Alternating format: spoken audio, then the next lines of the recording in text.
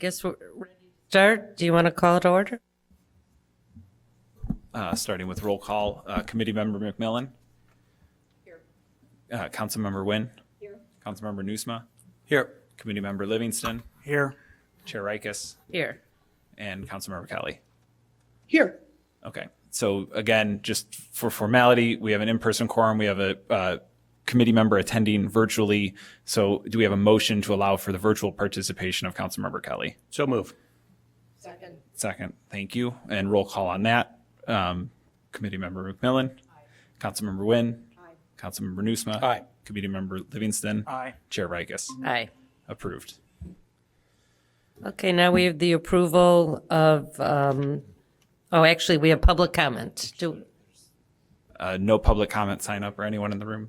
anyone in the room have a public comment? No. Anyone online? No. No. Okay, we can go to approval of the minutes. I'll move approval of the minutes from October 8th. Taking roll, Committee Member McMillan. Councilmember Wynn. Councilmember Nusma. Aye. Committee Member Livingston. Aye. Chair Rikus. Aye. Councilmember Kelly. Aye. Approved 6-0. Yep. And I will also move approval of the minutes from October 29th. Second. Taking roll, Committee Member McMillan. Councilmember Wynn. Councilmember Nusma. Aye. Committee Member Livingston. Aye. Chair Rikus. Aye. Councilmember Kelly. Aye. Thank you. 6-0. Okay, I'm going to turn it over as Hitesh or Clayton, going to discuss the debt service. We've been asked if we can come up with a recommendation to bring to council on how much debt to do this year. So they've done some analysis for us, and we've got charts of debt that's rolling off. So I'll turn it over to our treasurer. Okay, good evening, Chair, the members of the committee. I was just wondering, an administrative matter, I don't know whether we want to move for, Lara, you are okay to go next, or you want to move and then your other meeting? I don't have anything to present. Okay, but, okay, so, and. Yeah, she's just here if we okay, have in some case any questions. Yeah. Okay, and Daryl, are you okay to wait? Yeah, I don't have anything to present either. Right, that's okay, but in case, okay, so then we will move forward with the debt so that, yeah, we have covered. So, yeah, we have put out the chart here, and I think in one of the charts you would see that these are some of those numbers. What is the abated debt, what is the tax-supported debt, and what is the total? What we roll off, or kind of we pay off the principal, Generally, it's 10 to 12 million. Part of it is mainly tax-supported, the others funded from the enterprise fund. So you would see all the data here. One of those important thing is like what would be the impact on the property tax owners for every 10 million, right? So we have that chart too here, and right here, if we can make it bigger. Right, and I think that's why I want to go there first. So in case, so this is what, yeah, we do that. So if you look at the top, the GEO bonds, we estimate say $10 million. Estimated interest is $4 million. And that's the kind of a conservative estimate as of now. The last bond interest was almost around 55%. So, but again, hopefully, yeah, after a couple of rate cuts, by the time we are ready, So total debt service would be 14 million, and divided by 20-year, 700,000 annual debt service. Can I just ask one clarifying question on this? That would be for a one-time $10 million increase, right? So if we're talking about going from a base GEO-supported debt number rolling off of around 10 to going to like a permanent increase to 20, Correct. then I think that it's about 1% per year, but it would be about, 10, it would be on a $600,000 house at the end of that 10-year period, it would be about $340, Correct, right? yeah. So this is a one-time 10, but if we're talking about 10 to 20 sort of permanent. And that's why we took the 10 million. So you can see that, okay, what if we issue bond 20 million, 25 million, and we can kind of calculate. So here you see that 700,000 is annual debt service. And what does that mean for all the, market value of the property? And particularly, we highlight the right in the middle, kind of 400,000 home, and their increase would be around $22.77 to the city's portion of tax. Yes, And you're using 4%, right? what 4%? The interest rate. Interest rate, I'm using 40% because I looked at the last 5 to 6 hour bond issues, 18, 19. I mean, we were as low as in a good time in 2020. Yeah, because you've got 400,000 of interest, so I figured Not that. 4 million, 40% of the principal. Oh, okay. That's how I calculated the Okay. interest over the life of the bonds, like suppose the 2020 interest cost was as low as around 25 to 30%. And we had paid as much as 55 to 60%, the last bond issue because of the rate. But I'm still thinking that we might come down to around 40% over 20. We already had one rate cut and then potentially a couple of more before we are ready for the bond issue, I don't understand why we're looking at it this way. Just to have because when we go out for the council or the board. But I mean, I think what you the want to look impact on is the how, people. how your debt service in aggregate affects your budget and what you can spend things on. And I think, if you include what we owe for the pensions, you're close to 30-odd million. So you're talking about 10%, close to 10% of the actual 2023 budget, I believe, going to debt and pension service, which is an enormous amount. And if we continue to just issue debt, I mean, that gets to be an even bigger percentage. Right, and So that's I think it's kind of a specious argument, I guess is what I'm saying about the, I mean, this is how council always wanted to know when we say yes, or the Lara presents the capital projects and say, okay, financial side, what would be the impact if we decide to go with 20 million or 30 million? What would be the impact on the resident for that $30 million or $20 million bond? So that's why we always include, and it's helpful even at the ward meetings. They ask us and we can say this would be the estimated amount. So this is what we have right now. We have provided the other data, so I mean, I can take the I question. think Councilman Kelly, did you have a question?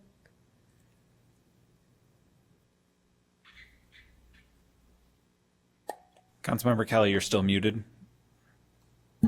Sorry about that. Okay, yes. So I agree. We need to look at the bite this is taking out of our budget, our overall budget.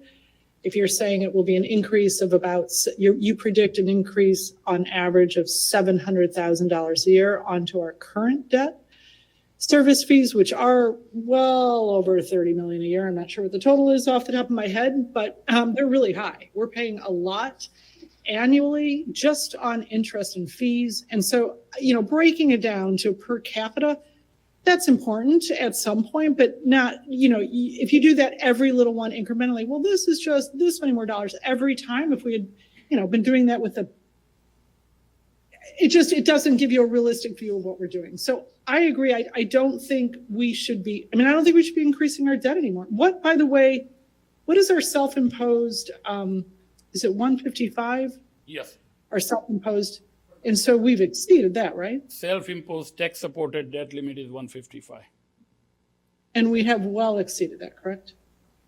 No, we are under that. We're under that in what? Self-imposed tax-supported debt limit is 155, and we are below the 155 million. We are talking about only tax-supported, not overall GO debt. Okay, well, and I think that's also a little problematic when we only look at the tax supported because it's basically fungible. So if you count all of the go bond debt, we definitely exceed that. And then and I've been arguing too that we always segregate the pension debt, which you can call it soft debt, whatever you want to call it, but it's still debt that we're paying interest on, and that. We're up to over $500 million in debt on our city. I think we need to stop the bleeding. And, I really think we have to figure this out. We should not be rolling on more debt and then dividing it up by house. Say, well, it's only 300 over this many years. And next year, it's 33 million. What did that amount to for every resident? We just issued, 32 million this year? And now we're going to issue. We hadn't issued in a while, but yeah. No, we issued this year. Sherry, we issued 32 million this year. This year. Yeah, I know. I have a question for Ms. Biggs. If we were to go to 10 or 12 or 15, what does that mean on the capital projects? I haven't actually done the exercise to see exactly what it would cut, but it would be a substantial decrease to our ability to maintain facility and park improvements. That's where the impact would be felt. And do you feel all those, I think it was 20 plus million of projects you presented, that realistically you would get all them done this year, or you haven't been able to analyze that, or? That is based on filling the architect position that we are doing interviews for coming up. So I don't know if that position will be filled, but I believe we could get quite a lot of that done, yes. What we typically do, though, is when it comes time to sell the debt, we take a hard look at what we really could get done and what's gotten delayed. It's entirely possible one or two of those projects will hit delays once we start working on them anyway, which does happen as well. And I know you had a question, but if just we roll off 10 with inflation, it could be reasonable to be at 12 or 14 because of, but I'm going to turn it over to Committee Member Livingston. So let's just reframe it, because this was a question for tonight. So we have about, it's actually under 11. Actually, we were talking about 11, GO is more like 9, but let's call it 10. We can sort of keep taxes where they are at spending 10. The question was, if we're going to do anything like the capital plan, and given all of our capital needs, if we only spend 10, that is an absolute bare bones capital budget. That is not going to get to any of the extras that people seem to want. It's not going to fix the fountain. It's not going to do noise. It's not going to do pickleball. It's going to do the bare minimum of just keeping the lights on relative to our capital structure, relative to our capital plant. So that was the question of if we are, given the state of what we have, in a situation where we need to spend more than just is rolling off, what is that going to mean in terms of incremental taxes? Because I don't see how only spending $10 million a year on GO-supported debt is going to be nearly enough money. But that's up to the council to decide. That is the choice. But I think we need to frame this for the council very clearly. If you're saying that our limit on debt is only what is rolling off, that is almost nothing but the bare bones. So that's why ultimately I don't think it's a question that this committee can answer on what's the right number. It's a council discussion on, you want to live with 10? What's that list like? If you can do with 20, what does that list look like? And so that's exactly what I thought the question was. If we're going to sustain something like 10 more than what is coming off, it's going to mean, at the end of that sustained 10-year period, about, a 1% increase per year in property taxes is how it works. Now, there's no room in the general fund to fund this stuff. We're in deficit in the general fund, largely because of the other form of debt, Councilmember Kelly, which you bring up, and I agree, the pension. But we're trying to take care of that by taking, $30 million next year out of the general fund, which its various sources, including dedicated property taxes, to deal with that debt. But this is the other one, right? What's the bare minimum, or what's the most that the city is needing to spend? I guess the minimum of what the city is going to need to spend and what's it going to cost. And I just don't see how something like 10 is, when you compare that to the list of what 10 is, people are going to find that's acceptable. But again, I think that's a council discussion, not for us. So, Committee Member. One of the, I don't know if you've had the chance to ever look at Skokie's budgets, and I've had the opportunity to talk to a couple of their representatives, and what they have in their document is actually a debt management plan, which I don't really see in ours. And I think that that's something that, we absolutely need to have, similar to what we have for the pensions. Because it's not going to, if we It's not going to matter that we cap the pension, so we're starting to bring down our, what we have to pay in terms of our obligations if we just inflate the debt. So that becomes a bigger and bigger portion of our budget. So, we're going to have to come to some resolution on that. Frankly, I know a little bit, enough about municipal finance to be dangerous, but at the same time, I don't feel like that's our job. What I'd like to see is for our finance department to come back with a debt management plan, what that looks like, what that should be over time. And I think without that, we've got the same problem we've got with that we had with the pension, where it starts to look like a credit card that we're just never paying off. Yeah, and that's been on the list, and I think we're after budget season. I mean, they're going to give us the information Yeah, on the what debt. I'd love to see us do tonight is direct staff by a vote tonight to come back with that. Well, if you made a motion, I'd certainly second it. Well, we've got a couple other questions. Councilman Burns? Yeah, and I don't know if y'all voted to allow remote participation. We started to do that because it's the direction we received from legal, but I'm participating remotely due to unexpected childcare responsibilities, just in case we are doing that. And we're going to do that real quick. So yes, we are, and we can do that in the case of unexpected childcare responsibilities is one of those qualified circumstances. Councilmember Burns, can you also just send me an email copying City Manager Stowe? Yes, sir. Thank you. But do we have a motion and a second for allowing Councilmember Burns to participate remotely? Second. Thank you. To take roll, Councilmember McMillan, or Committee Member McMillan, excuse me. Councilmember Wynn, Councilmember Nusma. Aye. Committee Member Livingston. Aye. Chair Rikus. Aye. I guess Councilmember Kelly also gets to vote on that then? Yeah. Okay. Aye. Thank you. All right. Continue, Councilmember Burns. yes, Did you have another comment to add at the moment? Oh, yes. All right. So my concern is that we understand we have a structural deficit. This council has not decided yet how to address it. We may address it in this budget by increasing property taxes, but we may not. I'm not sure there's enough support to do that.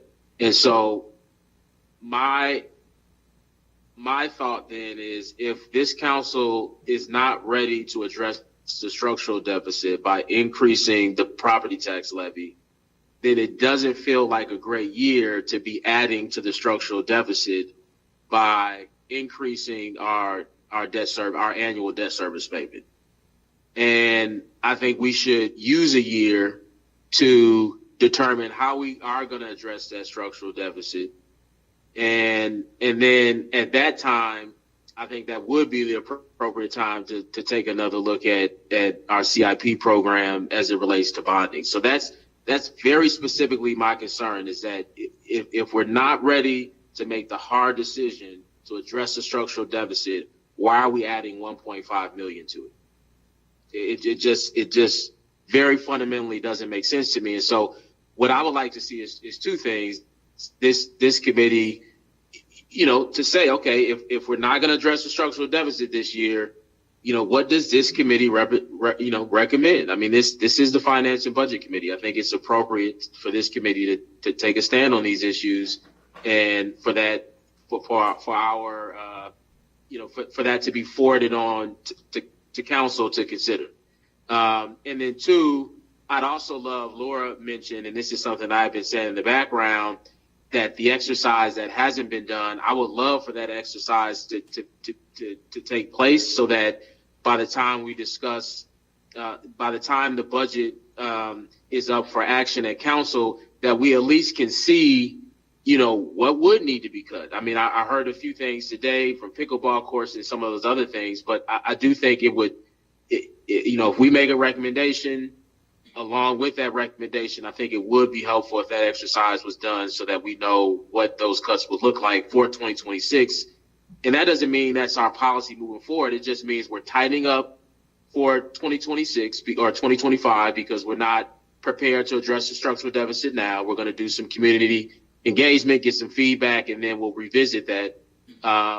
But I think we need to know what would be cut in order to, to have all the information available. And that's all for now. Thank you, Chair. Committee Member McMillan, can you expand a little bit what you're thinking about on this, what you'd like to have our staff do? Yeah.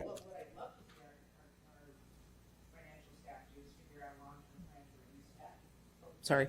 What I'd love to see us do is direct staff to go back and figure out a long-term plan to reduce debt. It's kind of like whack-a-mole. I mean, we did such a good job with the pension, but if we inflate the balance sheet with debt, we're going to end up net at the same place.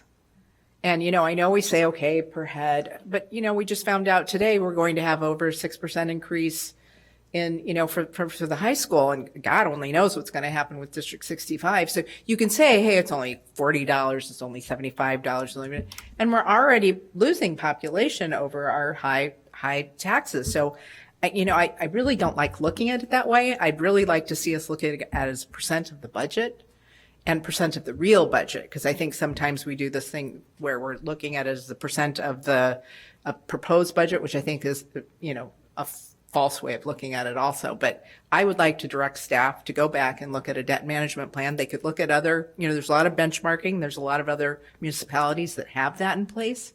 And I think we should do that. I mean, that's not my area, it's not my area of specialty. It's not my area, and I don't think it's our responsibility. But I mean, in the main, I think we'd all like to see the debt reduced. Councilmember Newsome. Thank you, Madam Chair. Are you suggesting, committee member, that we should have eventually, ideally, zero debt on an annual basis? We're never going to get there. That's, obviously Right, not. so But I would like to see it incrementally. What is the objective that we're aiming for? That I think that's something we should ask our staff. We should be bringing it down eventually. I mean, I think there's a lot to be proud of what went on in the last couple of years with the pension, and I think we need to hold steady at some point. I think there's always going to be debt. There's always going to be debt. And I'm a banker. Yeah. I believe in debt, but Costs more than at we some have enough time, cash at some for point, in there a does given need year. to be a long-term debt management plan in place. And I think that's something that most municipalities do as a matter of course. If you look at their documents, you'll see that in their documents, and I don't see that in ours. Committee Member Livingston. So I guess my thought on debt is a little bit different. We could benchmark our debt, but I think that long-term capital projects using debt to fund them is a reasonable way to fund them, rather than make people today pay the full cost of something that is going to, be an asset in the community for 30 or 40 or however long years. We do need to benchmark it, though. How much are we above where we should be? But also, I want to go back to another point of benchmarking. We did benchmark our property taxes, and I think maybe some people don't want to, Illinois is a high property tax state because of the way we fund schools. And it is, and that is unfortunate, but it is a reality. But when you look at Evanston's taxes on a property value basis relative to our peer communities, they were towards the bottom of that list. So I just, which is high. It's high because of the structure of a flat 5%, 4.95, whatever, income tax, and a reliance on property tax to fund education. And that's just a reality. But I don't think it's reasonable to think that we can fund long-term capital needs without having some degree of debt. And no, obviously, and with capital projects, I don't like the fact that we're funding, I don't believe in necessarily issuing bonds to pay for maintenance. That we shouldn't be doing that. That should just be part of our budget. And I don't think You know what? I we had are. Councilman Kelly Sorry. had a question or an answer. But, Ms. McMillan, go ahead and finish your thought. No, go ahead. Okay. So if you could just clarify, I have in my notes here, I have net tax supported GO bonds as of 12/31/23, 126 million, 126.7 million. That's what I have as of 12/31/23. And then we issued 31 million, I believe, this year, or 32. So if that's accurate, then we're really right there. And that's not counting the other bonds or the IEPA loans and everything else. So we're like, would we be, I mean, is that number right? I have 126.7 million as of 12/31/23 for tax-supported GO bonds. Yes, that is correct. But the number which you picked up for this year is only half of the tax support. The other half is a water debt. So we are. So the 126.7 million in only the tax-supported GO bonds, that was as of the end of 23. So how much did we add to that this year? Around 17 million, I guess. So so we are at 140 million right now. We're at 140 million, and now we're looking at 21 million, which would put us, or how much of that is tax-supported of that 21 Is it all that you would CFO? like to issue? I think it's all GO bond. Right, it is all, yeah. So, So that will push us over our 155, Right, just so- for the record. right. Okay. Just want everyone to be clear on that. I can't support that. I do think I agree with Councilmember Burns. I think we do need to look at this. And, as Ms. Biggs said, maybe there are some projects that we won't actually get to. I think we got to look at how to reduce this so that we aren't continuing to increase our debt this way. I think we do need to reduce our debt. We have to own, I hope you can all own that we have a big debt in this city. I mean, our debt is exceedingly big. And I know I'm at National League of Cities, and that's all I'm doing is asking everybody at towns our size, what's your debt? I'm just doing, our debt is big, and I hope everybody can accept that. And I agree with Member McMillan that we need to reduce it. No, not down to zero, Jonathan. No one's proposing that, but we need to have it more within reason. And that includes the total debt, which I also think our residents need to have a full understanding between our pension debt, which, again, Skokie paid off with low interest hard debt with GO bonds.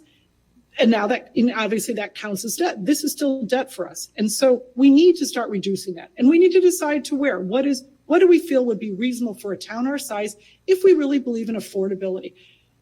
Paying that $30 to $40 million a year just in interest and fees? I mean, that's no way to treat our taxpayers. I'm sorry, but there are many better things we could be spending our money on. Yes, we're always going to spend some on interest and fees, and I'm not against debt, but we have too much.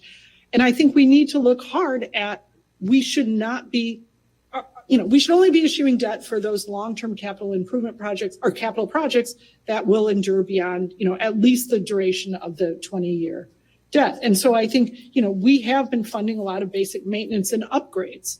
Upgrades should be incorporated into regular line item.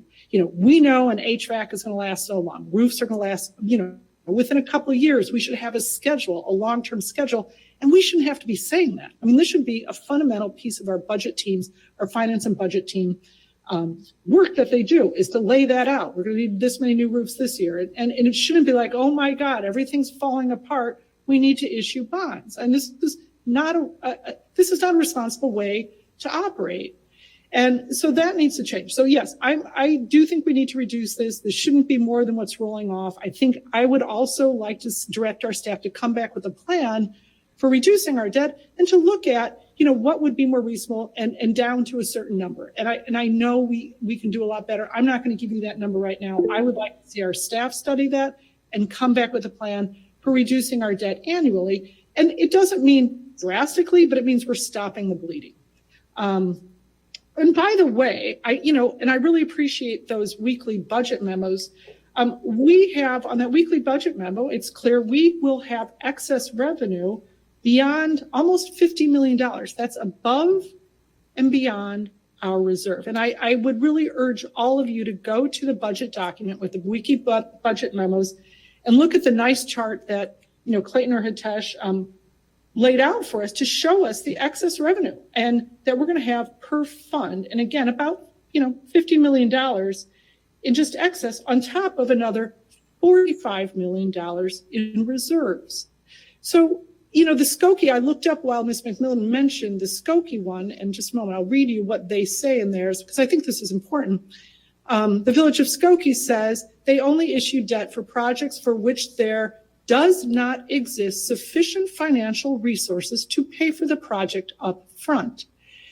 Debt is expensive. you choose to leverage 20 years of debt to pay for something when we have 5 million in the bank we could pay for.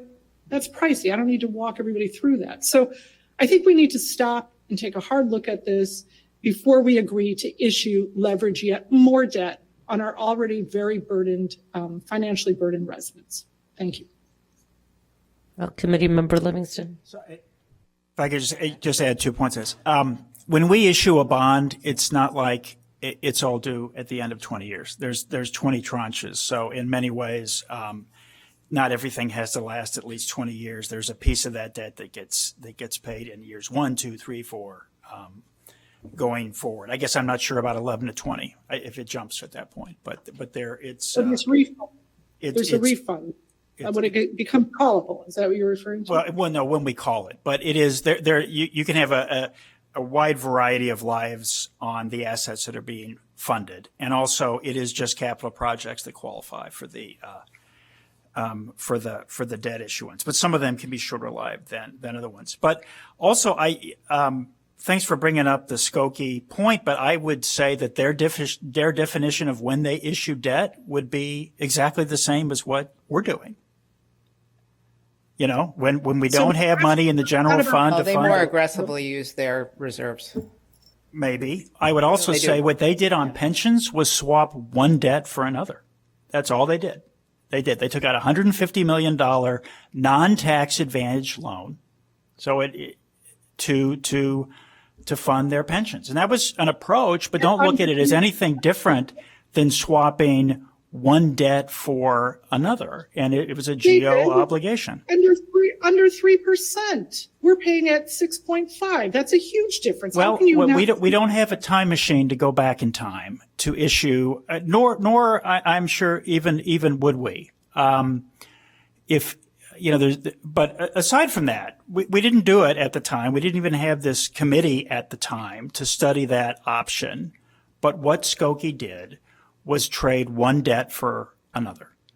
And we are paying our pension obligations down through current revenues, which you know, you might, that sounds consistent with what you want to see happen, that out of current taxes, we're paying down the pension debt. So I just want to, you know, make those 2 points. It's not everything has the last 20 years. That's not the way the bond amortizes. But you know, you're right. They traded one debt for another, but they came away with a huge arbitrage that was to their advantage.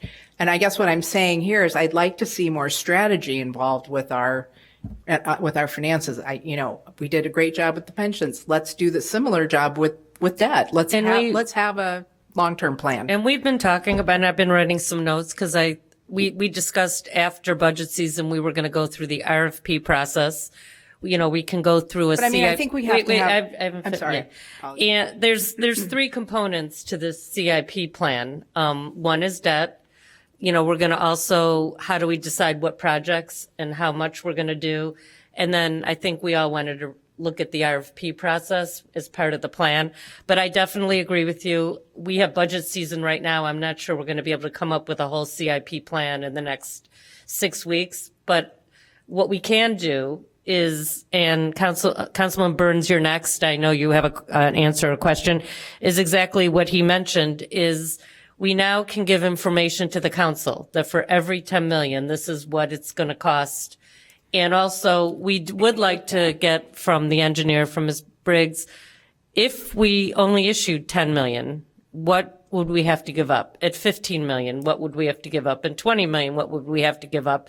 Because there's 2 sides to the equation. So, that's what I think would be beneficial to the council and to us. But, Councilman Burns, you had a question?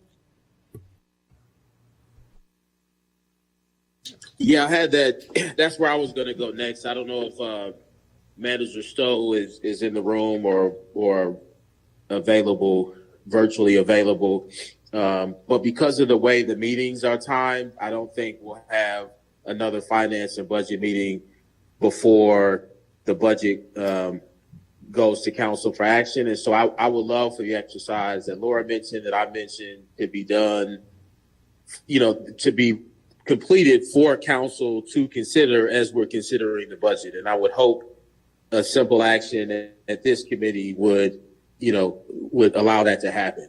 And again, I'm not, I have obviously no, complete influence on what my colleagues will decide to do, but I can tell you that for me, and the folks that I represent and who I'll have to answer to for the decisions we make up here, I would really appreciate having that information at our next council meeting when the budget is for action. So, Manager Stowe, if you could just help us figure out how we can make that happen.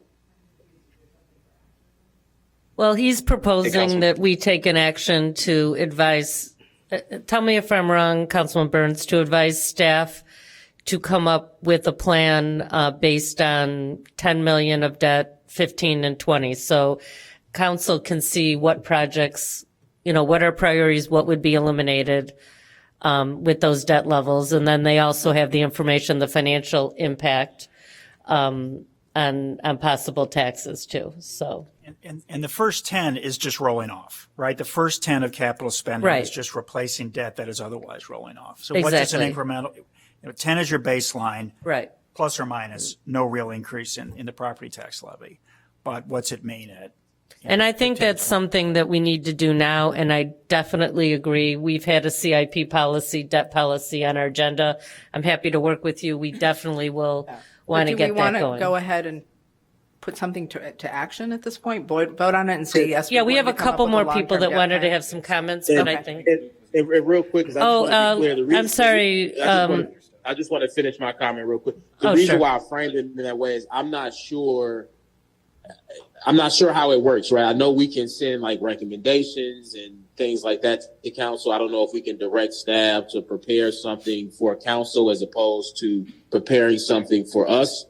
But we're not going to meet again before council discusses the budget, and I fear that we will pass the budget without having seen the fruits of this exercise, the result of this exercise that I talked about. So I just want to make sure, which is why I asked Manager Stowe how he would like to handle this, that we can, that we make sure that that information is available for council to consider at our next meeting. And City Manager Stowe, he's online. He can answer for us.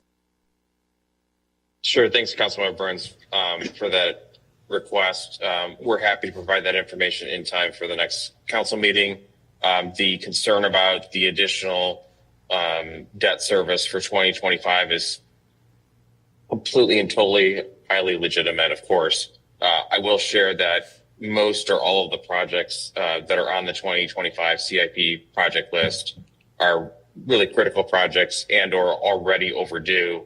And there's also costs in delaying projects. If you delay a roof project and the roof continues to leak, it creates further damage and it will end up costing you more money in the longer run. So I would share that caution and concern. Thank you.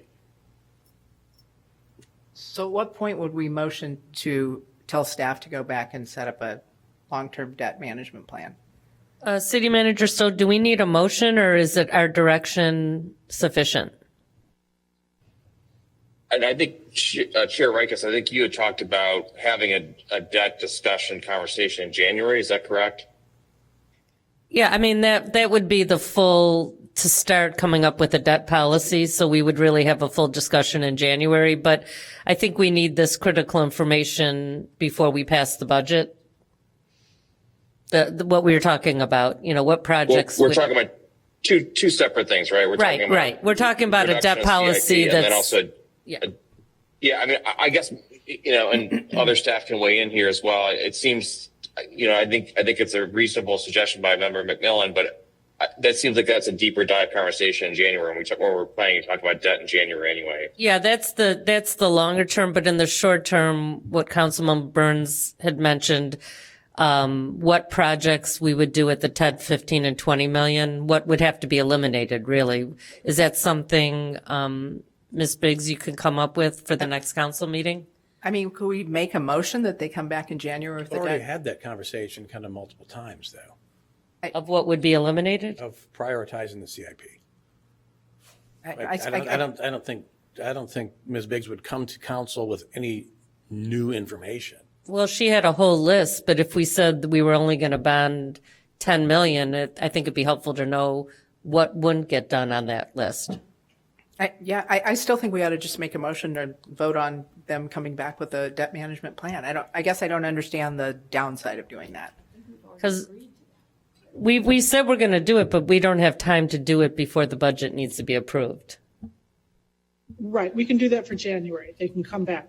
I would like to second that motion that staff come back in January with a debt management plan and a plan to reduce our debt. Is that okay? I think that process is as involved as what we went through with pensions.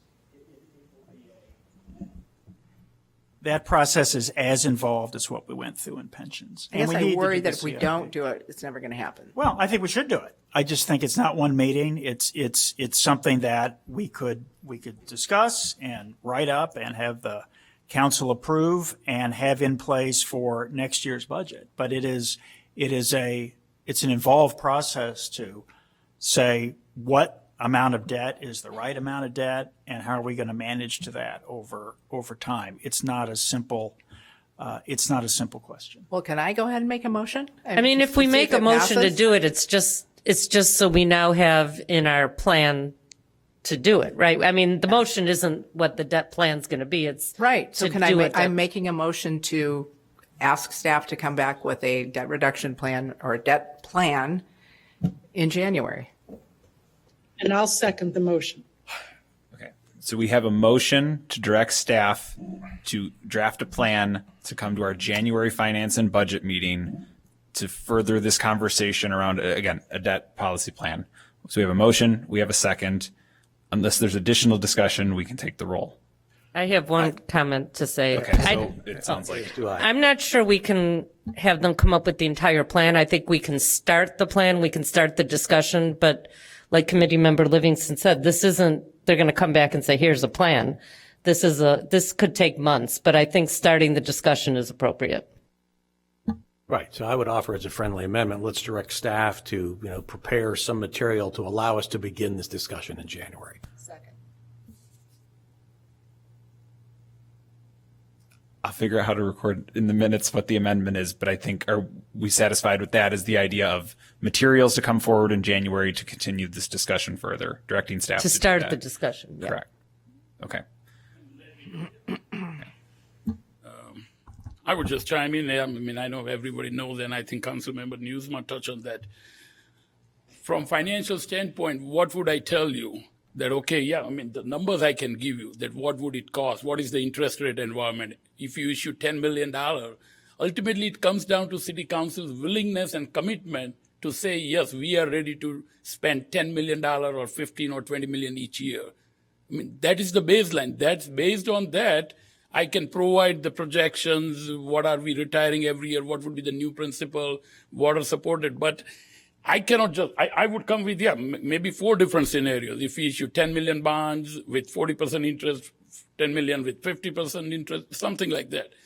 But I think in my mind, again, yes, the more critical question is what is the City Council's direction or readiness to say, yes, I think Committee Member Livingston touched on that are we still staying with $10 million, which we are rolling off, or because of it's 20 years old thing, or are we moving to do 15 million, and even that might cover just the bare bones, not the, all those tennis courts and pickleballs and other things. So I think the baseline is that commitment from City Council, and that could come up again, like as a part of the budget discussion on 25th, that yes, we will go ahead with this 25 million right now, and I will come to the City Council in late summer whenever we are ready for the bonds. But yes, what is the City Council willingness? Are we sticking by that $10 million? And that was a concept years old, that we are rolling off and we would add that kind of debt. I mean, it seems to me there ought to be a responsibility on staff's part to be making these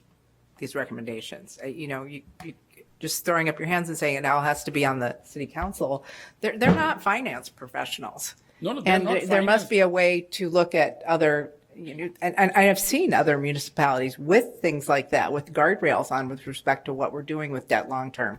So, just to sort of say, well, their willingness, I think there needs to be a little more driving the Why bus is here. their willingness? Because it's project's operations. It's required, like Lara's commitment. Lara provides details that these are the criteria to decide the priorities and all that. And she has gone into details about that. Based on that, City Council makes a decision. Now, I cannot say just because, okay, don't issue the bond. Yes, if you ask me anything, then what would happen to the project? Is it going to work? Not. Absolutely not in reality. So I can provide different scenarios, different financial information. I agree with you, yeah. Yeah, but I also think you should be making recommendations. You know, maybe this is a chicken and egg thing, but you guys should be looking at and saying, hey, you know, here's where we are with our ratios, or here where we might be at risk of a downgrade, or here are the things we really need to think about and, you know, contextualize it for them. I kind of think that's a basic function of the finance department of a city. Yeah, I will. Yeah, I just wanted to add one thing and then we'll call for a vote. I also think the policies, the numbers are excellent that you're giving us and it's good information, but I think it's like the pension policy. You know, we may come up and say, we don't want the debt percentage to be more than X of the general fund, or we don't want to, so it's almost like, I do investment policies for my clients where we have targeted amounts. This just kind of keeps us within so that every year the council isn't having to make these kinds of decisions. So I think we see what we can come up with. I think your numbers will be very helpful, but there's a few other things. Do we have the metrics for that, or we haven't covered that, right? In our communities, the debt per capita. But that's why this is going to take a while. This is why it's not going to be a 1 month. We'll try. Yeah, you're right. Okay, Yeah. can we go back to the vote then? And So what I have written down is the friendly amendment from Councilmember Nusma of directing staff to provide materials in the January meeting to begin a further discussion about crafting a debt management plan, is the term that I've heard used consistently this evening. So that's what I'm going to go with and take roll on that. So I'm going to start with the order that I've been going. Committee Member McMillan. Councilmember Wynn. Councilmember Nusma. Aye. Committee Member Livingston. Aye. Chair Rikus. aye. Councilmember Kelly. Aye. Councilmember Burns. Aye. Passed 7-0 on the recommendation to provide materials for our January to start that conversation. Thank you. And Chair, a clarifying question, if I may. Yes.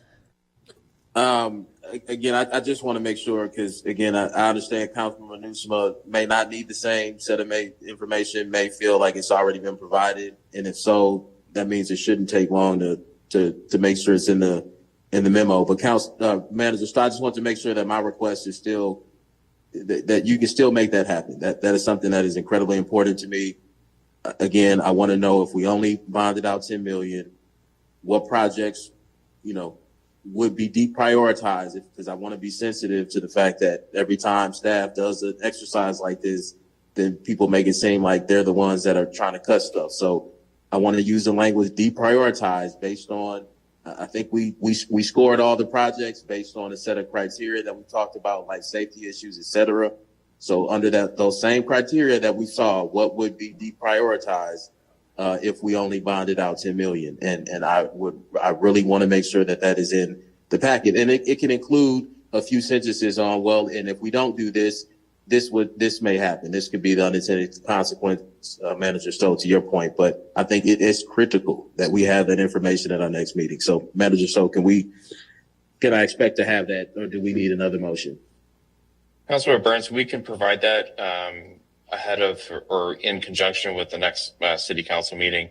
Okay. And I just want to share, and you know this, obviously, of course, that, staff, in early October did provide 38 different ideas and solutions and helping, cover shortfalls, including additional debt service for 2025. And so, and we did make some progress last night at council about that, but I just want to share that for our discussion. Yeah. No. And again, I think staff has been great. This is information that I don't think we have in this particular way, especially because, all of this has developed over time. And so, again, I think they're doing a great job. I just want to make sure I have everything I need to make a decision, at that meeting. And I also just want to say, because I think this is the point Councilmember Kelly is trying to make, is we also can spend excess reserves, meaning we have reserves beyond our goal. And something that just always makes me uncomfortable is the idea that we're hoarding taxpayer money. I don't like that. Let's deploy it and make sure it's helping people, whether that's reducing debt or, helping people find housing, et cetera, or let's not collect it at all.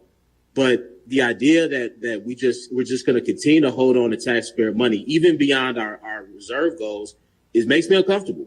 And so, if we can deploy this, at least for next budget year, towards our CIP fund, so we don't have to bond out as much. And, that's an option. And which is why, again, whether it's 10 million, 15 million, I think we can get creative. We can think deeper about how we address our CIP fund for next year, which will give us time to come up with a bond plan, to come up with a CIP plan, to get some feedback from the public about, their appetite for property tax increases towards these projects over others. And that's all, Chair. Thank you. And thank you, Manager. Okay, we have a couple more things on the agenda here, and the third one is some more revenue ideas. So if anyone has any more comments that need to be made about this topic, I think I'd like to move on. One thing I would like to say is when we did the pension agreement or plan, we went to Foster and Foster, and they gave us some templates and some ideas.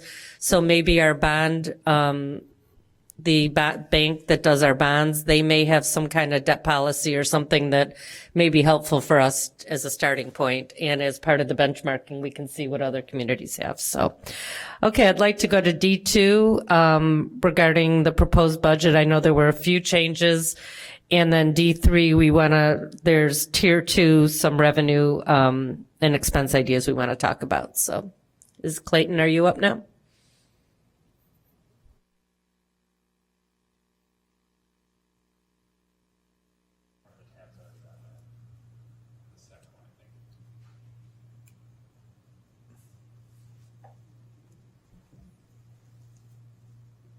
Good evening. So I don't have a real lengthy presentation, and it's basically the same as what we did at City Council last night. So very boring for those of you council members who've already seen this once. But last night the City Council chose to introduce the budget. We focused on really 3 changes to the proposed budget from the original one that was proposed back in early October.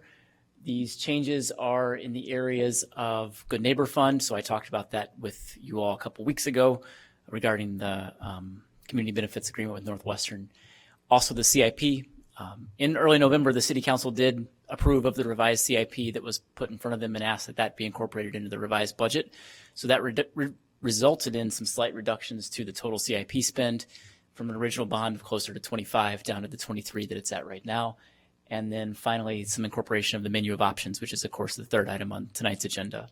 So looking at the specific changes, you can see revenues reduced by 1.6 million while we incorporated a handful of those menu of options. The reduction here is largely because of a smaller GO bond increase than what was in the budget in early October. Likewise, the reduction in the use of fund balance of about 1.5 million. We've incorporated 1.5 million from that list of ideas into the budget, so we've reduced the use of fund balance by 1.5 million.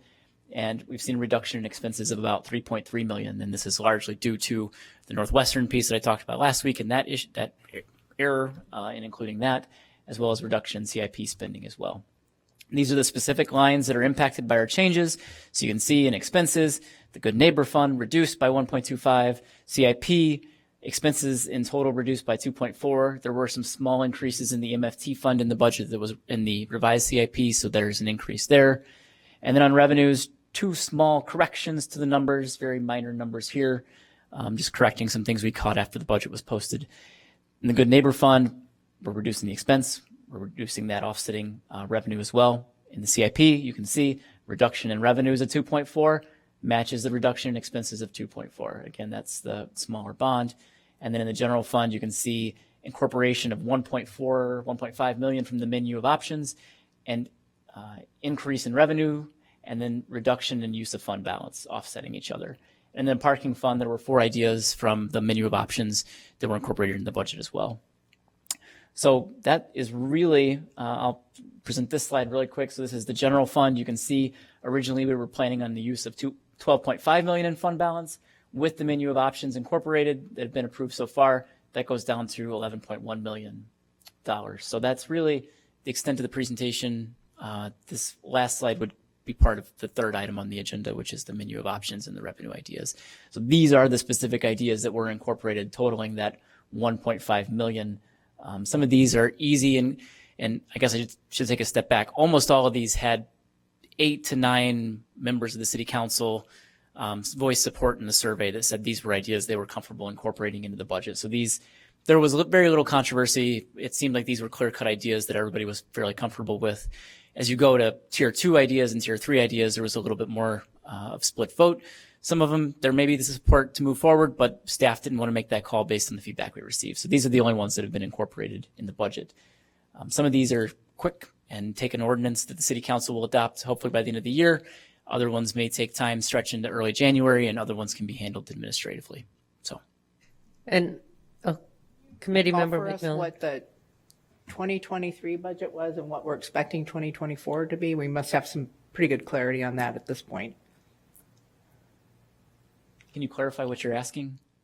So we're at 399 for 2025. I'm just asking what was 2023 and what are our expectations for 2024, which we're almost 11 months.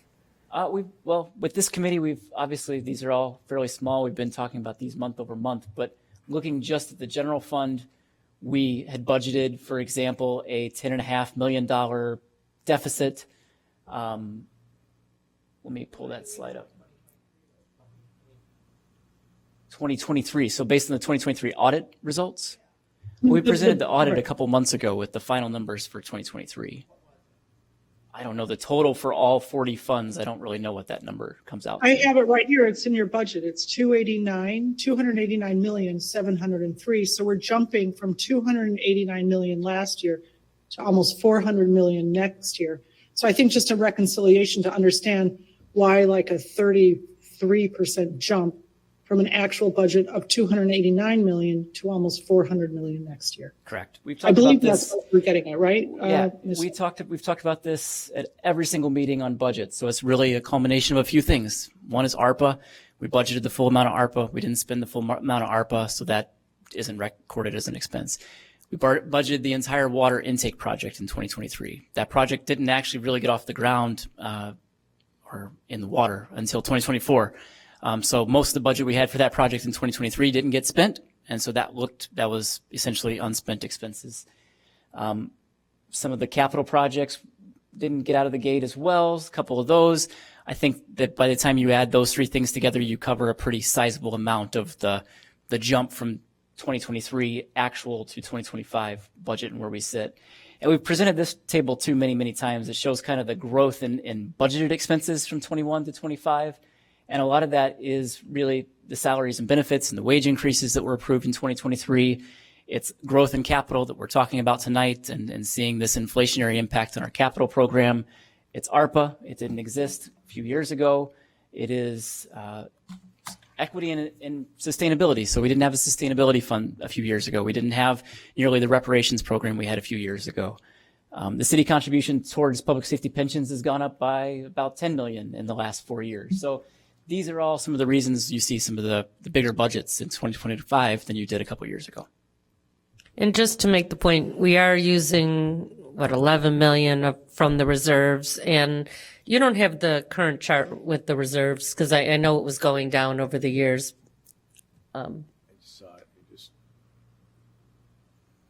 Projection chart. Yeah, there, right there, yeah. So, This is the projection chart we've been including. Right. Not much has changed too much.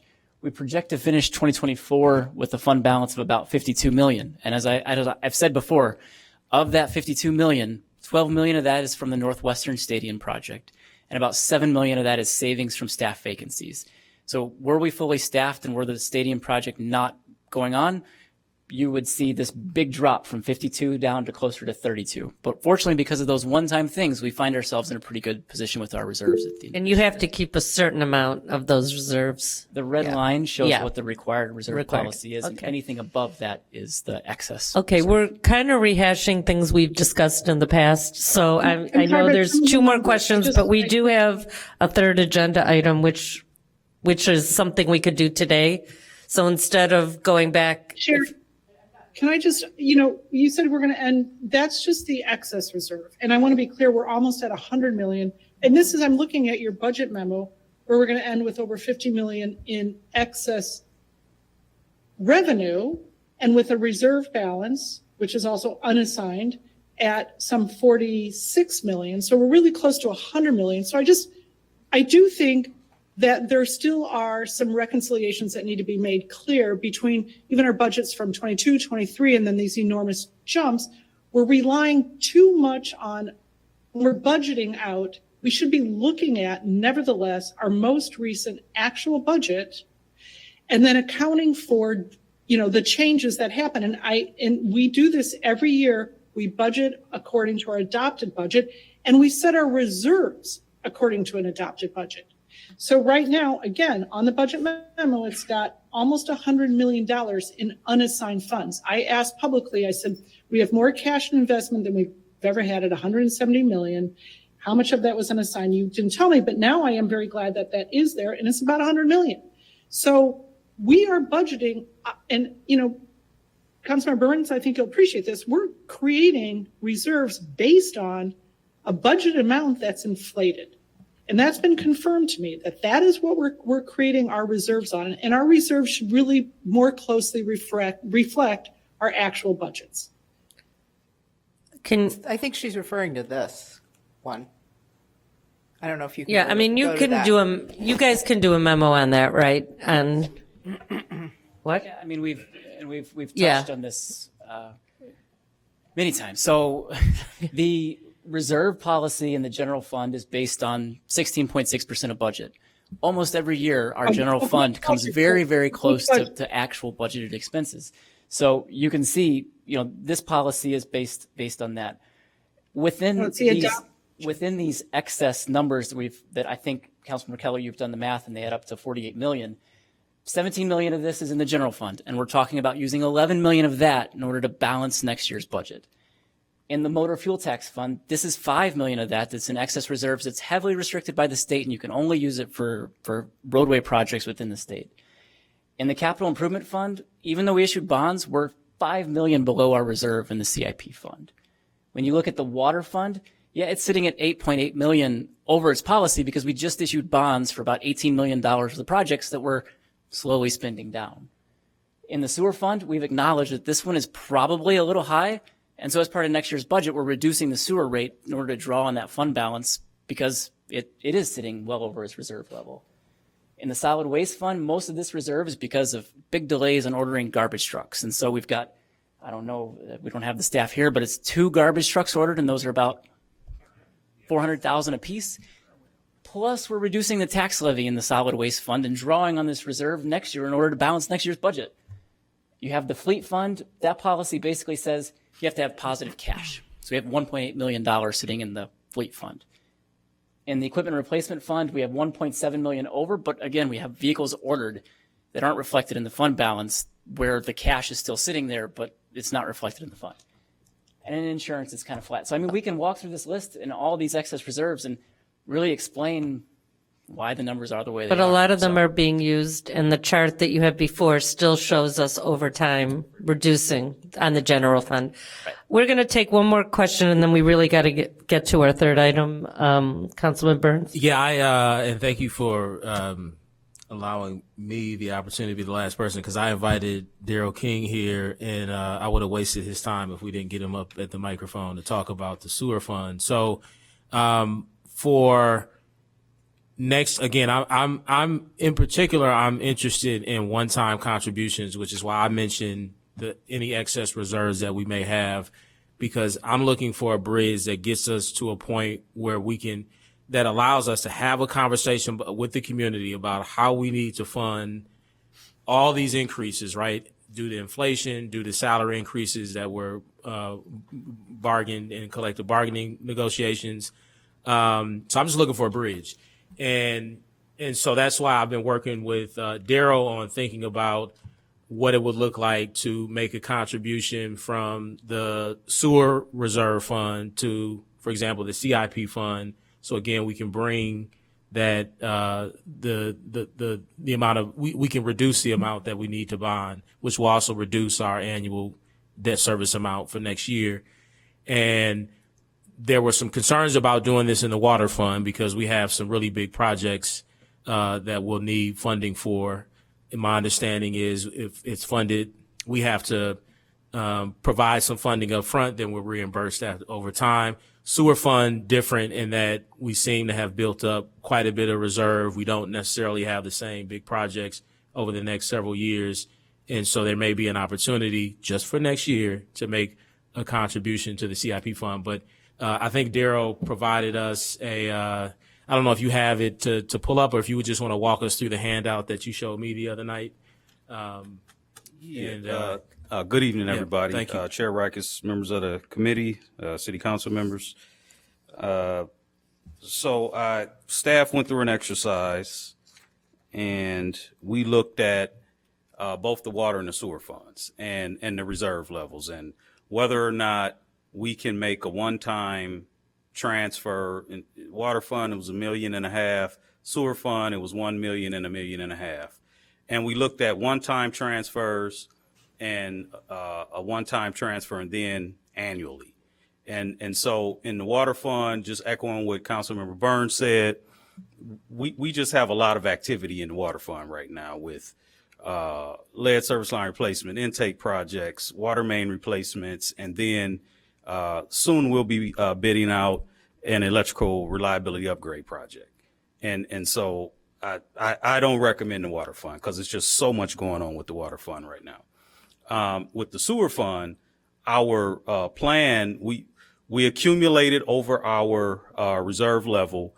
In part, we were considering the stormwater master plan and what that was going to mean. And once that plan was completed, a lot of the huge capital projects that we thought we were going to have to do, that didn't come out of the recommendation. So that's in part one of the primary reasons for the excess. And so we're planning forward. We're going to be spending a lot out of cash out of the sewer fund to fund our projects.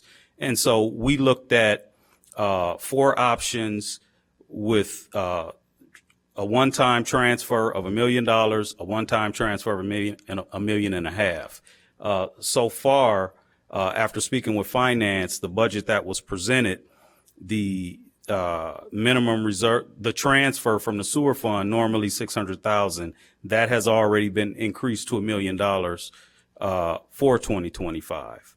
And so I think it's a matter of looking at it 1 year at a time.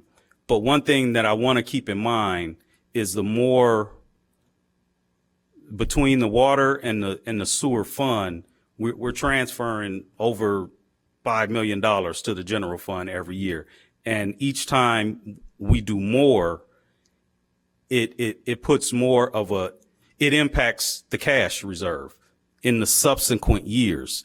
And so we'll have to, the more we do that, we'll have to make adjustments in how we spend cash.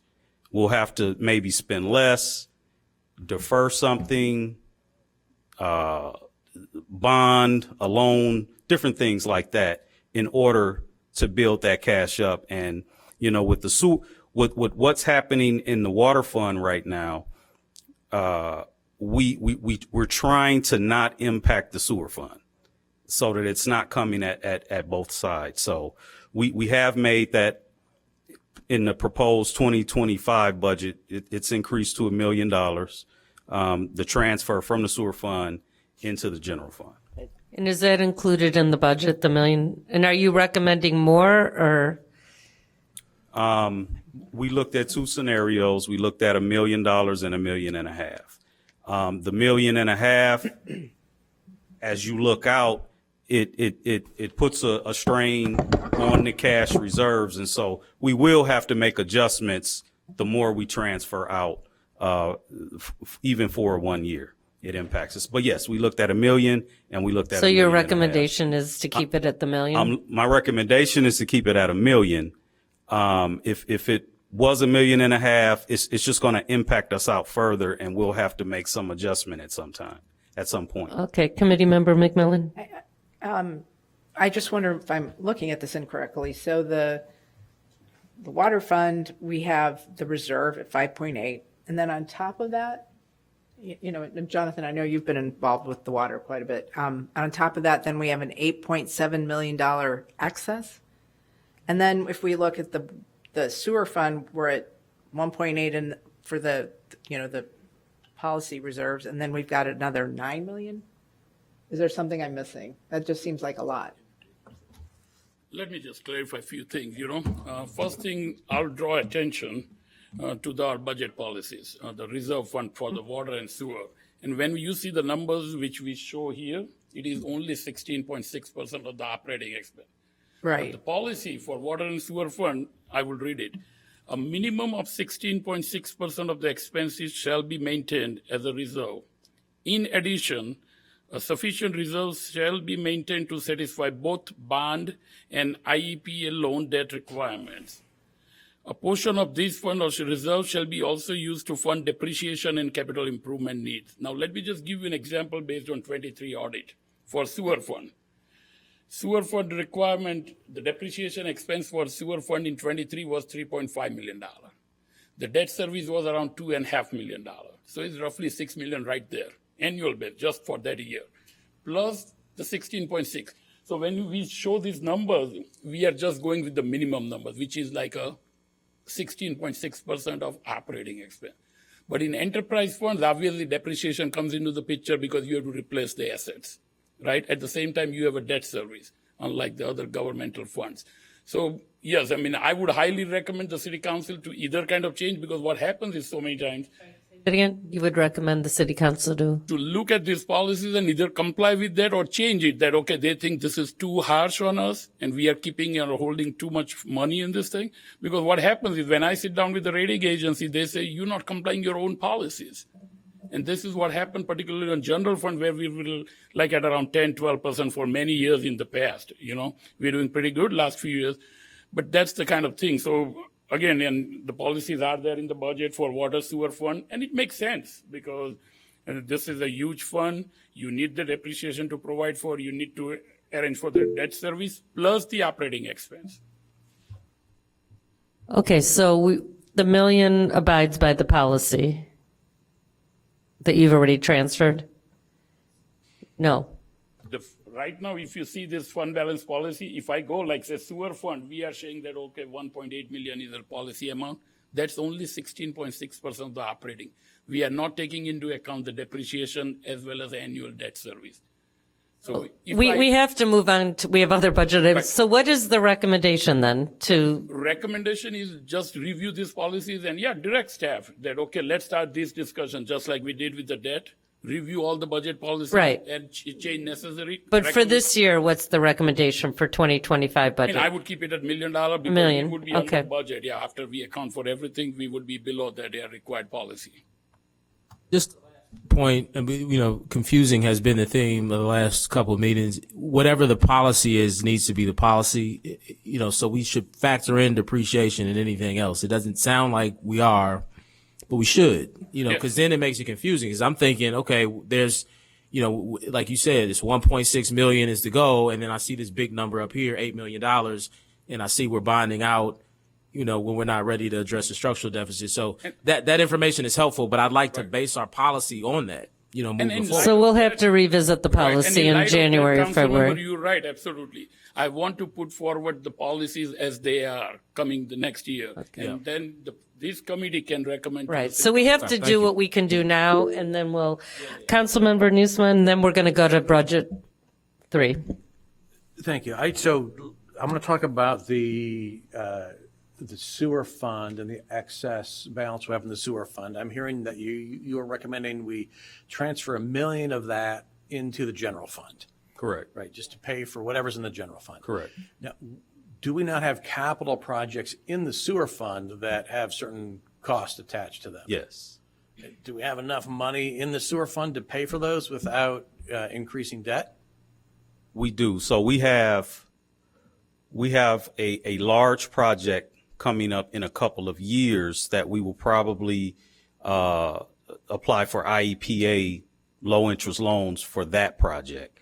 But for the most part, most of our projects in the sewer fund are being paid with cash.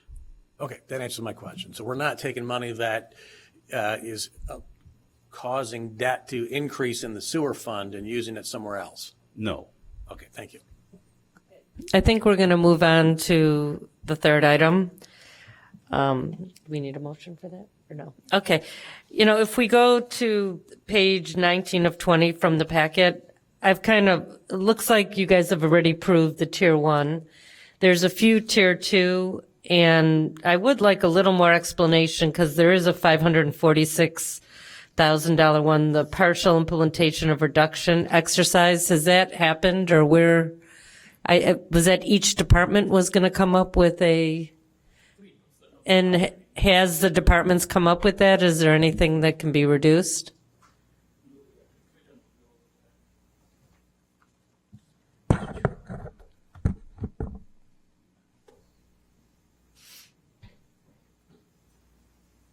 So this was included in the menu of options with the 37 other ideas.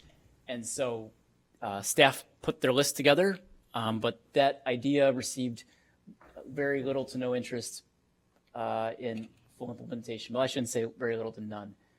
It looks like there was 1 strongly agree, 1 likely agree, 5 neutral, so a lot of folks kind of fell in the middle on whether this is something we implement or not.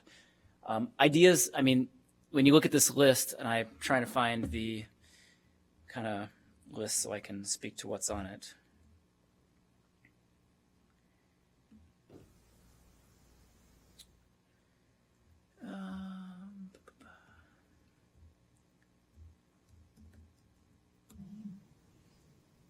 There it is.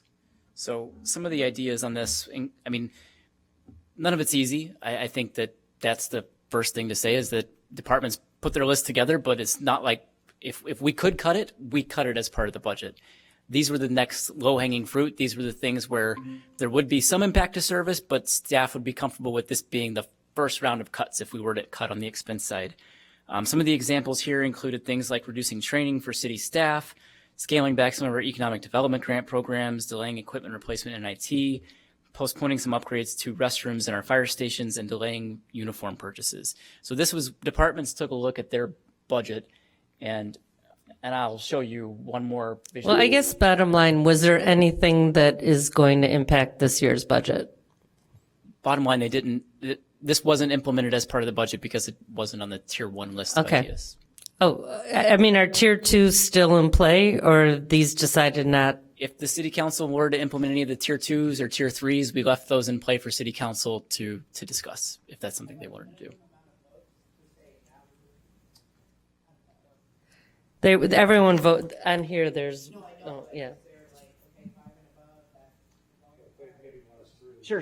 So yeah, I'll run through the full list here. So this was the tier 1 ideas. These were the ideas that I mentioned earlier were included in the proposed budget that was discussed yesterday. So essentially, if there were 5 or more that said totally agree with this idea, that meant that it generally had the votes from city council to pass. If we were to pass these one at a time, 5 people said, yes, this is something they like, so we included it.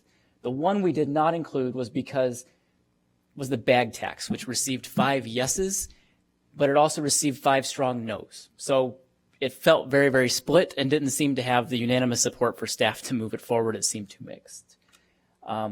This tier 2 list, the tier 3 list, only 2 to 3 people, in the case of the property tax increase, 4 people said strongly or likely agree.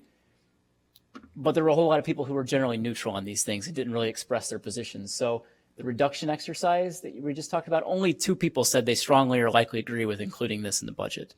And so that's why staff didn't feel like we were comfortable moving it forward. So really only those things that had 5 or more votes, with the exception of the bag tax, we included in the budget that was discussed yesterday. Hopefully that helps. Yeah, I think I missed Councilman Kelly. Did you have a comment?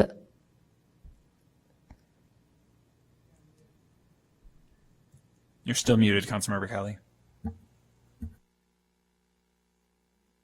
Thank you. Yeah, I had comments on the previous discussion, but wasn't getting called on. I did want to point out that Member McMillan was pointing out primarily the surplus, the excess, the very large excess, and not making reference to the reserve policy. But I do think we should review our reserve policies and all of our funds.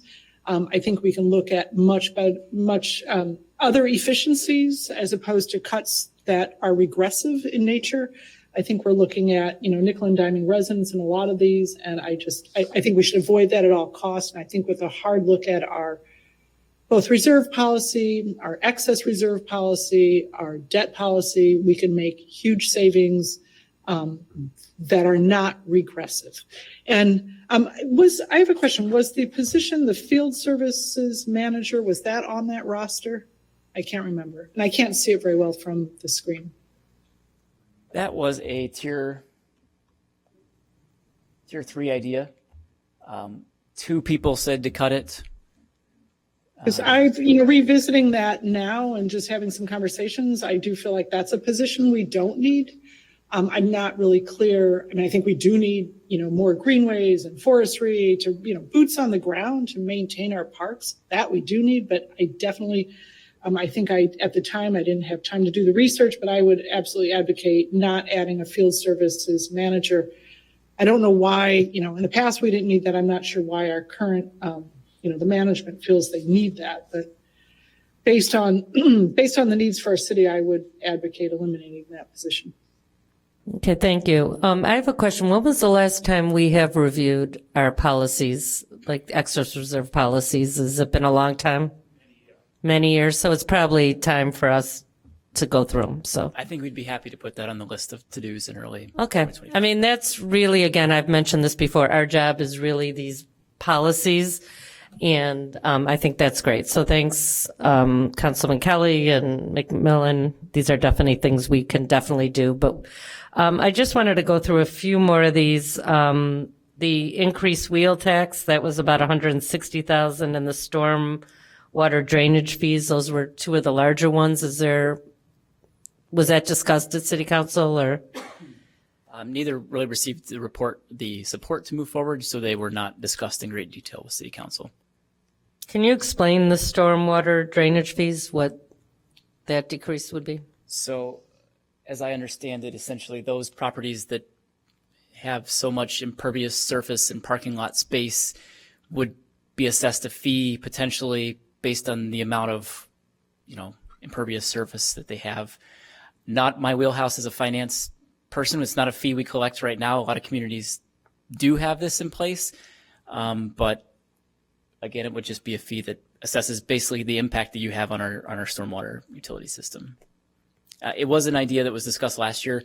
Councilmember Reed he brought this up as part of last year's budget cycle. So we tried really hard to include all of the ideas that he's come up with in this survey and list of ideas. Yeah, and the field service manager position, that's in tier 2. Tier 3. Tier 3. It's right here. Tier 3, though. Oh, tier 3, yeah. Okay. Okay, was there any other items that you guys wanted to talk about that? Yeah, if I could just say, look, I continue to think, although there doesn't seem to be a lot of support, that, look, we're coming to a point where there's going to need to be substantial funding once the excess reserves in the general fund are gone to continue on our pension policy. And if you go back to your chart, that is likely to happen, not in next budget, but the budget after. To me, that's a certainty. I would spread out that increase over several budget cycles rather than hope that a future city council will approve what will look like potentially a very large increase at once. It could be a $10 million increase at once. And I don't, I just think that is kind of taking the easy way out for this city council, to just rely on excess reserves.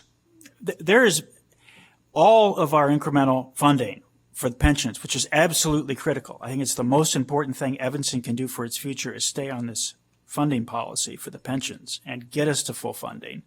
But all of it has come from the excess reserves that built up during the pandemic. And thankfully, we reserved the Northwestern fees as well for that. And that has bought us more time. But looking at these numbers for a couple of years, it seems to me a certainty that we are headed to property tax increases as envisioned in the pension policy to continue to make those contributions, especially when you think about things like maybe losing our grocery tax next year, which is $2.5 million, which we have not started off. So personally, I would anticipate that we're eventually going to need something on the order of $10 million in property tax increase to stay on the pension policy, and I would spread that out over the next 3 years. I would do 3 now, 3 next year, and whatever we still need the year after, rather than relying upon one big increase at once, because I just don't, who knows what the world looks like in 2 years, especially with what happened in last Tuesday. So I just think it is prudent that we build our way up to that eventual increase, maintain more of our excess reserves longer, because it is a certainty, I believe, that we're going to need to raise those property taxes to stay on the pension policy until we get to the significant decrease when we actually get to 100% funding. So that's my thought on the Tier 3 item on increasing the city's property tax. Should we just be dedicated to pension funding? Councilmember Kelly.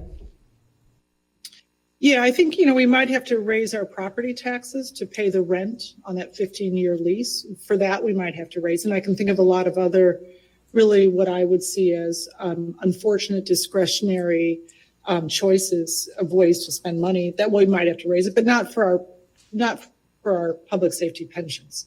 That is non-discretionary.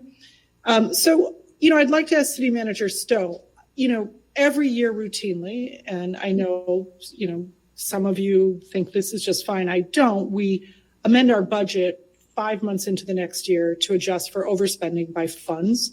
The first year it was 11.5 million. On my term, the next year it was a few million, and last year it was 18.5. I would love to see some budgetary discipline. And when we do that, then we take from our reserves, from our excess reserves, and then that creates the structural deficit.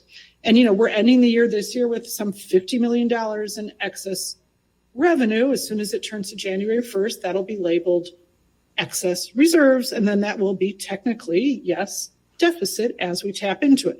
So I guess what I'd like to know, what do you think the chances are, City Manager Stowe, that I'm sure this, we're going to see the same thing this year. We're going to be amending the budget. I'm guessing, right? I'm going to guess we're going to have to amend the budget because we overspent by some funds, I'm sure, next year. But how about in 25? What's the chance that we could maybe really stick to our budget?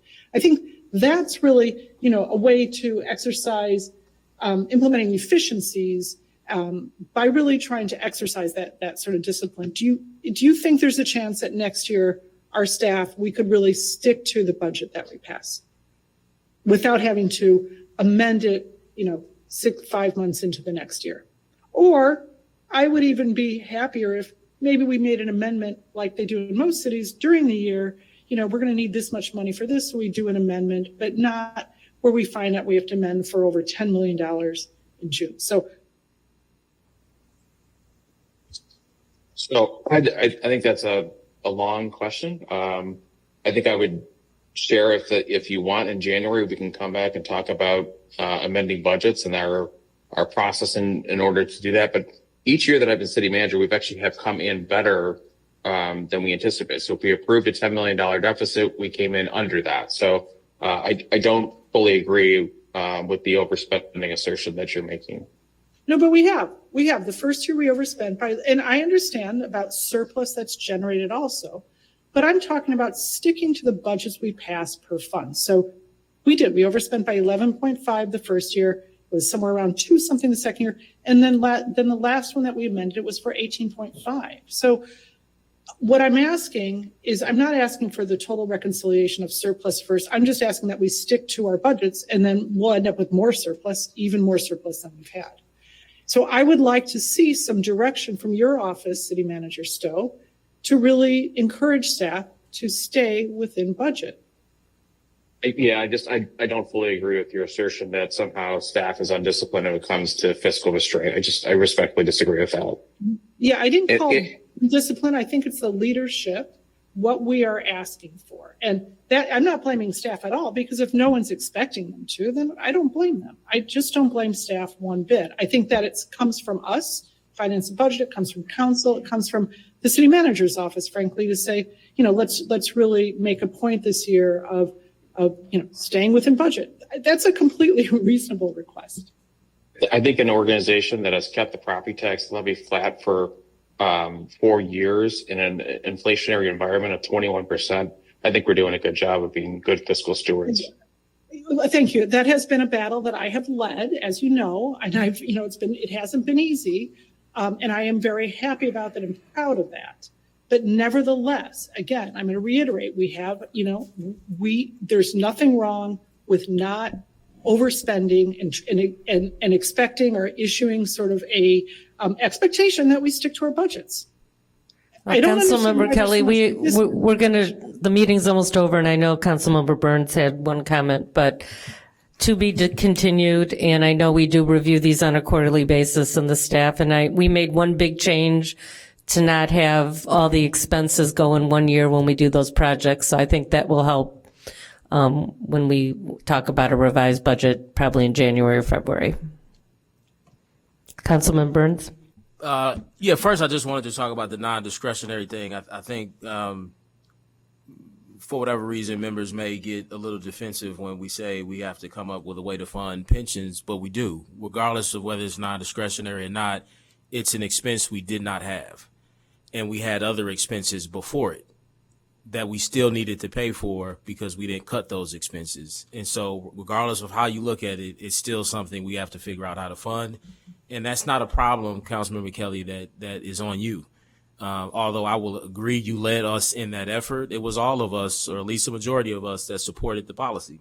And I believe this committee supported it unanimously. So that's not up to you to take on that burden to figure out how to fund it. We supported it. It was something that I would imagine many of us were thinking about before you referred it. I know I was. And that's something that the full council, to my knowledge, got behind, or at least a majority of us. So again, regardless of how discretionary you think it is, we do have to, it was an expense that a huge expense that we did not have before. We did not cut anything. And so we have to figure out how to fund it. So that's the first comment, and we will do that. The second thing is on property taxes.